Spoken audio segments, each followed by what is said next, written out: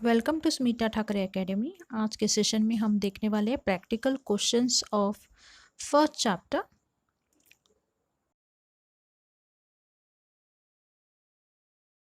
Question number 1, Amit bhai and Narendra bhai are in partnership sharing profit and losses equally.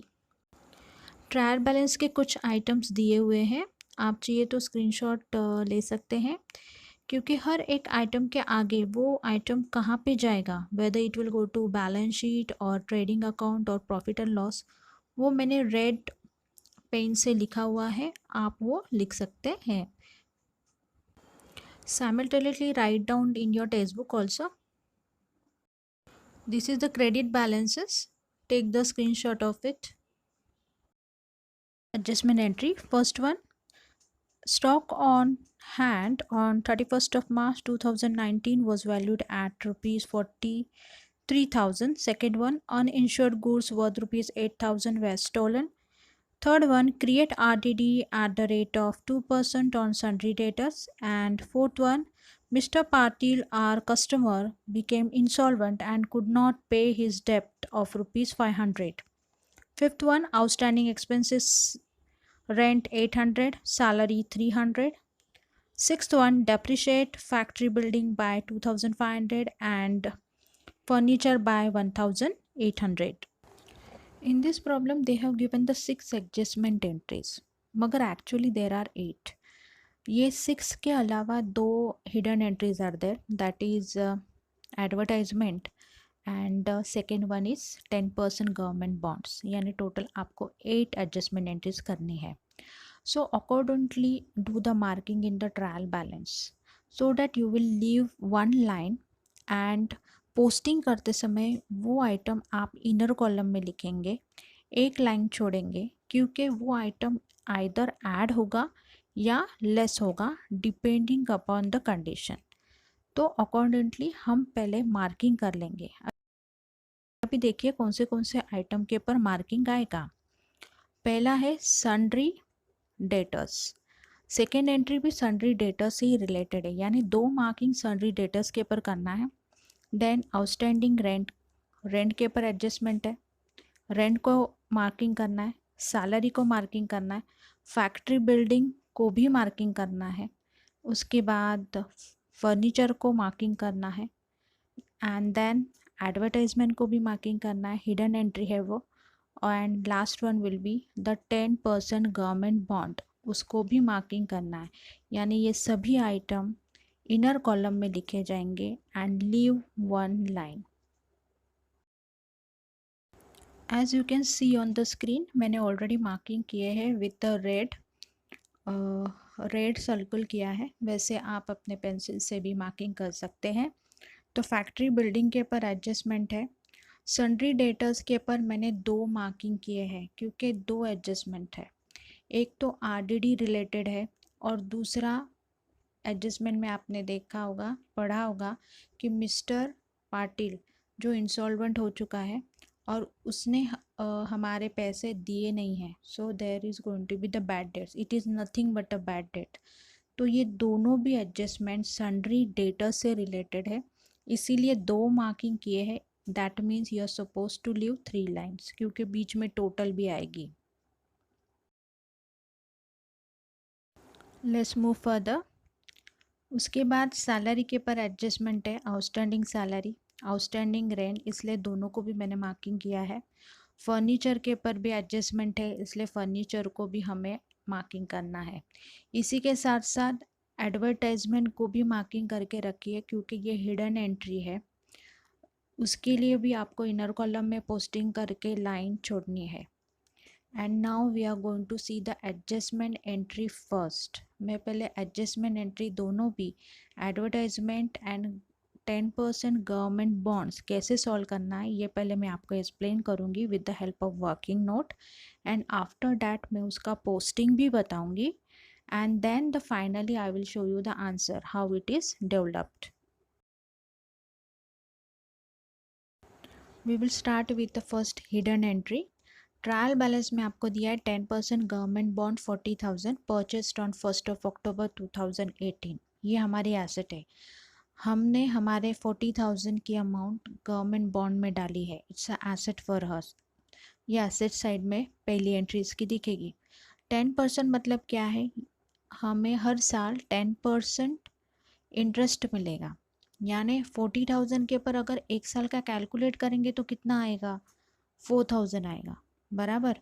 मगर यहाँ पे पूरे साल का नहीं मिलने वाला है आपको। क्यों? परचेस्ड ऑन 1 अक्टूबर 2018 को ख़रीदा है आपने।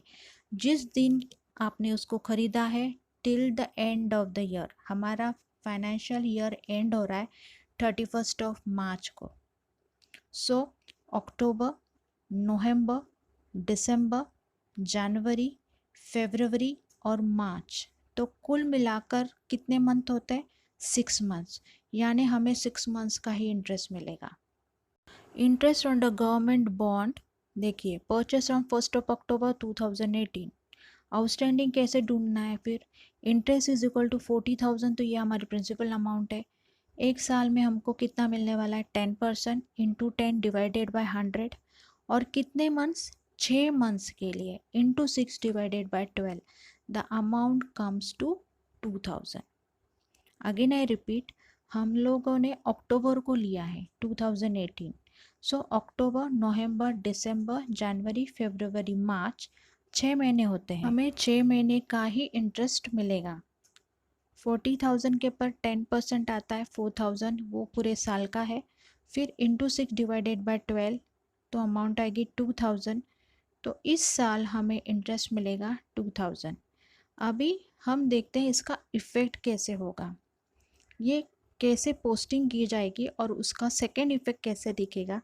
Let's see. 2 accounts will be affected, पहला प्रॉफिट एंड लॉस अकाउंट और दूसरा बैलेंस शीट। मैंने पहले ही कहा था कि 10% गवर्नमेंट बॉन्ड ये आपके एसेट है, तो ये एसेट साइड के ऊपर दिखेगी इनर कॉलम में 40,000। अभी हमने कैलकुलेट किया है इंटरेस्ट, तो वो इंटरेस्ट 40,000 में ऐड होगा। 40,000 प्लस 2,000 आउटर कॉलम में जाएगा 42,000। ये पोजीशन हो गई बैलेंस शीट की। अभी सेकेंड इफेक्ट जो है 2,000 का, वो जाएगा प्रॉफिट एंड लॉस अकाउंट के क्रेडिट साइड में, bye interest on government bonds 2,000। Profit and loss के क्रेडिट में क्यों? क्योंकि क्रेडिट गेन हो रहा है ना, हमें मिल रहा है। जब भी हम गेन करते हैं it will be recorded on और posted on profit and loss account credit side outer column. Second hidden entry, advertisement 10,000, bracket में दिया है for the 2 years with the effect from 1 January 2019। देखिए अभी जनवरी में हमने पैसे भरे हैं एडवर्टाइजमेंट के 10,000 2 साल के लिए, यानी ये हो गया है प्रीपेड। इस 10,000 में से सिर्फ 3 मंथ जो है वो करंट ईयर से रिलेटेड है। देखिए जनवरी, फरवरी और मार्च, यानी अकाउंटिंग ईयर हमारा मार्च में ख़त्म होता है, तो जनवरी, फरवरी, मार्च ये 3 ही महीनों के जो पैसे हैं वो इस साल से रिलेटेड है। बाकी के बचे हुए सभी अमाउंट ये फ्यूचर रिलेटेड यानी सब्सिक्वेंट ईयर की है, it doesn't belong to current year, तो वो हमें क्या करनी पड़ेगी, लेस करनी पड़ेगी एज अ प्रीपेड। क्योंकि हमने 10,000 की जो अमाउंट है वो जनवरी में पे की है, जनवरी से आगे के 2 साल, मगर हमारा अकाउंटिंग ईयर मार्च में ख़त्म होता है, तो उसके अकॉर्डिंग देखा जाए तो इस साल में 3 ही महीने आते हैं। सो 3 मंथ्स का हम कैलकुलेट करेंगे। अब कैसे करेंगे, 5,000 एक साल का होता है, अगर उसको हम डिवाइडेड बाय 12 करेंगे तो हमको 416.66 पर मंथ का एडवर्टाइजमेंट का एक्सपेंसेस मिलेगा। नाउ फॉर द 3 मंथ्स कैसे करना है, 416.66 को इंटू 3 करेंगे तो अमाउंट मिलेगी 1,249.98। अभी ये 0.98 तो डेसिमल में हो गया, तो उसको हम राउंड अप कर लेंगे। सो राउंड अप फिगर क्या आ जाएगी, 1,250। So 1250 will be shown for the current year. अभी हम कैलकुलेट करते हैं प्रीपेड की अमाउंट. कैसे करेंगे?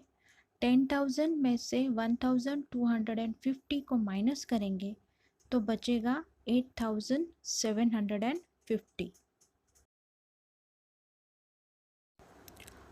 First effect to profit and loss account debit side. To advertisement 10,000 inner column less prepaid expenses 8,750 outer column में जाएगा 1,250. नाउ प्रीपेड का दूसरा इफेक्ट जाएगा balance sheet asset side outer column prepaid advertisement 8,750. Very simple adjustment entry closing stock से related है. ये हर question में कंपलसरी आती है. There will be the two effects as you can see on the screen. पहला effect आएगा trading account के क्रेडिट साइड में by closing stock outer column 43,000 और सेकेंड इफेक्ट जाएगा बैलेंस शीट के एसेट साइड में closing stock outer column 43,000. Please note trading account में हमें बाय लिखना है because it's an account, whereas in a balance sheet आपको टू बाय नहीं लिखना है, it's a statement. So just write it down in the asset side closing stock outer column 43,000. Second adjustment entry uninsured goods worth rupees 8,000 were stolen. 8,000 के goods चोरी हो गए. तो two accounts will be affected. First one is trading account और second one है profit and loss account. अभी वो goods नहीं रहे हमारे गोडाउन में तो that goods are going out, वो है ही नहीं अभी.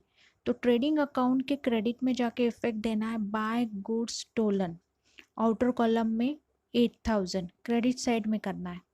Every credit has a corresponding debit. अगर एक क्रेडिट है तो दूसरा आपको डेबिट करना ही पड़ेगा. So the next account will be profit and loss account debit side.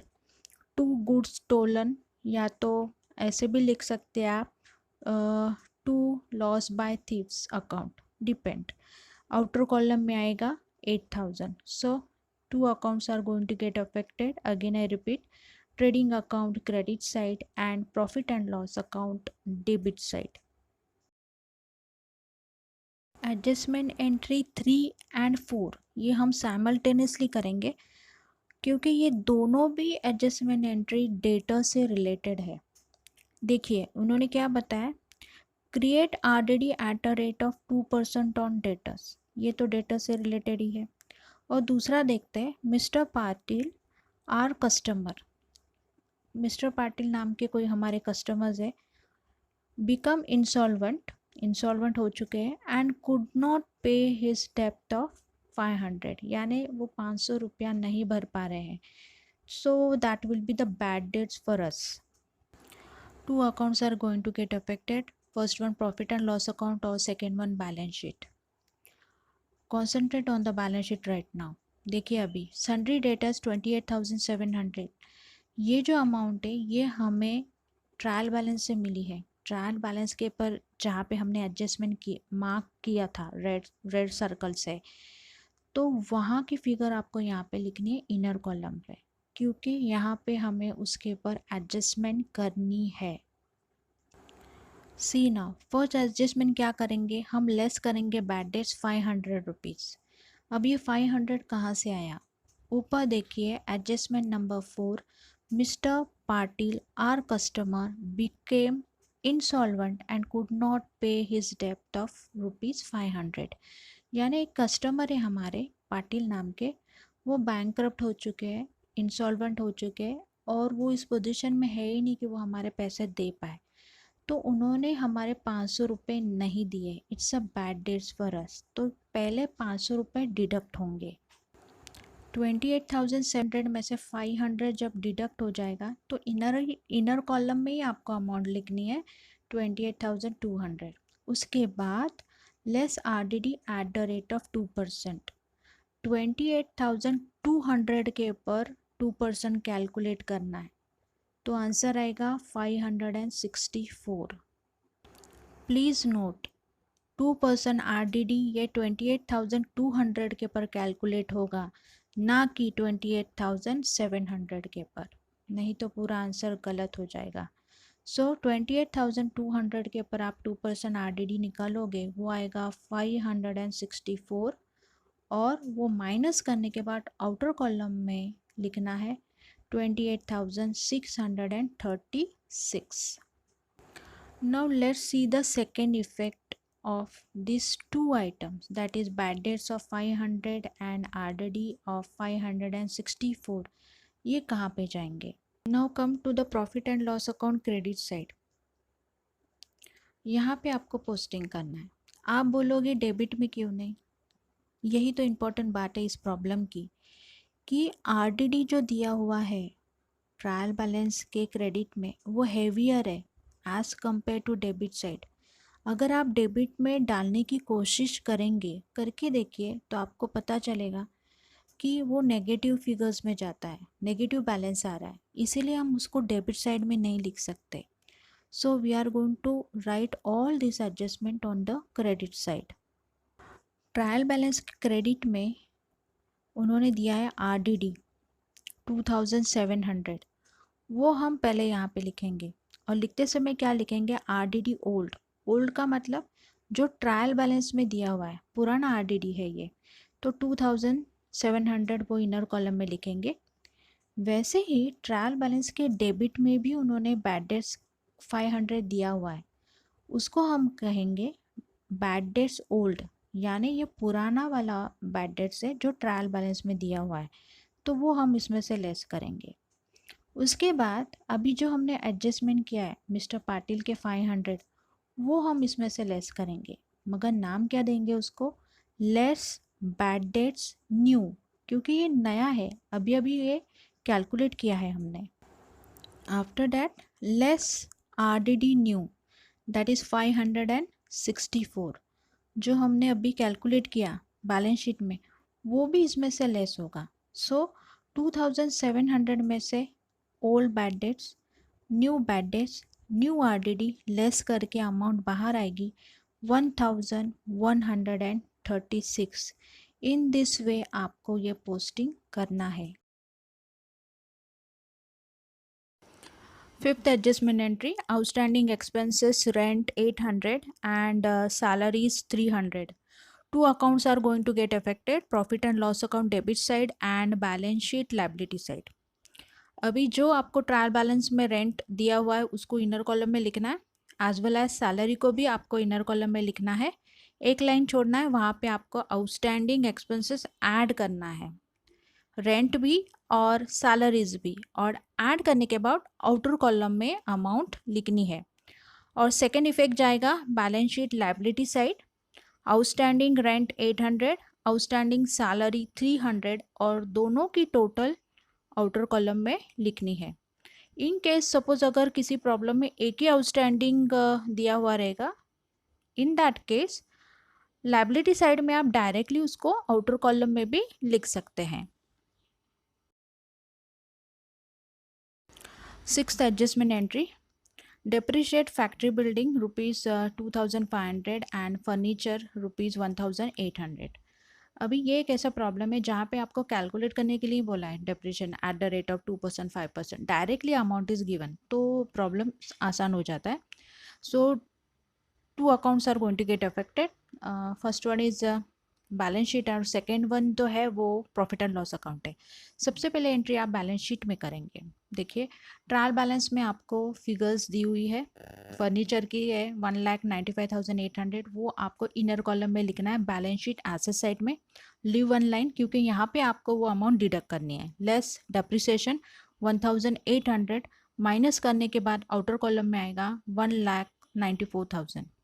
Simultaneously factory building की भी अमाउंट आपको बैलेंस शीट में लिखनी है जो ट्रायल बैलेंस में दी हुई है, दैट इज 75,000, उसमें से लेस करना है डेप्रिसिएशन 2,500, आउटर कॉलम में अमाउंट आएगी 72,500। ये तो हो गया फर्स्ट इफेक्ट, यहाँ से हमने जनरेट किया है डेप्रिसिएशन। अब ये जाएगा profit and loss account debit side. Because depreciation is a notional loss, so it will go to profit and loss account debit side. To profit and loss account के debit में inner column में लिखना है to depreciation on furniture, to depreciation on building, और इनकी total outer column में लिखनी है. This is the final answer. Screenshot निकाल लीजिए. आपका ट्रेडिंग अकाउंट कुछ ऐसा दिखेगा and the gross profit will be 1,31,500.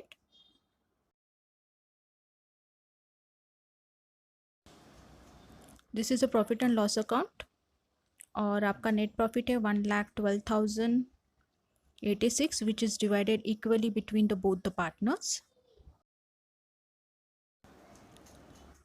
This is the balance sheet. The tally figure is 8,19,586. Please take the screenshot of the answers and try to solve it.